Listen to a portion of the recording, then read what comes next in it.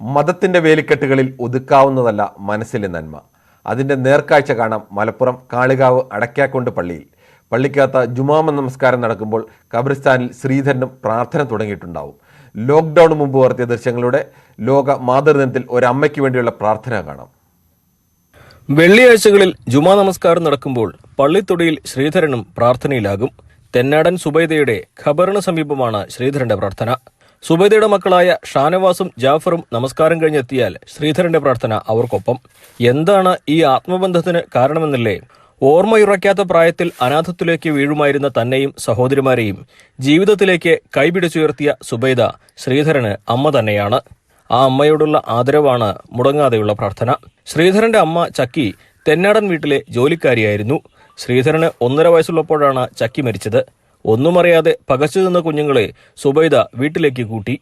സ്വന്തം മക്കൾക്കൊപ്പം യാതൊരു കുറവുമില്ലാതെ വളർത്തി വലുതാക്കി. ശ്രീധരനെ ഗൾഫിലേക്ക് അയച്ചു. സഹോദരിമാരുടെ വിവാഹം നടത്തി.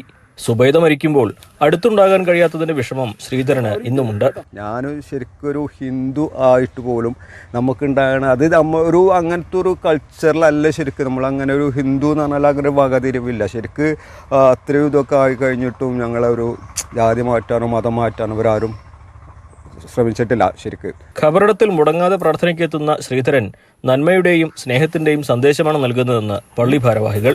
ശ്രീധരൻ എന്ന് പറയുന്ന ആ സഹോദരനെ ചെറുപ്പം മുതൽ പോറ്റി വളർത്തി വലുതാക്കി. അതിനിടയിലാണ് ആ ഉമ്മ മരണപ്പെട്ടു പോയത്. ശ്രീധരൻ ആ സ്നേഹം ഇപ്പോഴും കാണിക്കുകയാണ്. ഈ ഖബർസ്ഥാനിൽ വന്ന് ആ ഉമ്മാക്ക് വേണ്ടി പ്രത്യേക പ്രാർത്ഥന നിർവഹിക്കുകയാണ്. ഇതിലൂടെ ലോകത്തിന് വലിയ ഒരു നന്മയുടെ, സ്നേഹത്തിന്റെ, സൗഹാർദ്ദത്തിന്റെ സന്ദേശമാണ് നൽകുന്നത്.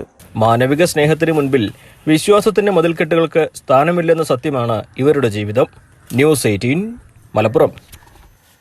ഈ ബുള്ളറ്റിൻ പൂർണ്ണമാകുന്നു. കൂടുതൽ വാർത്തകൾക്കും വിശദാംശങ്ങൾക്കും മലയാളം.news18.com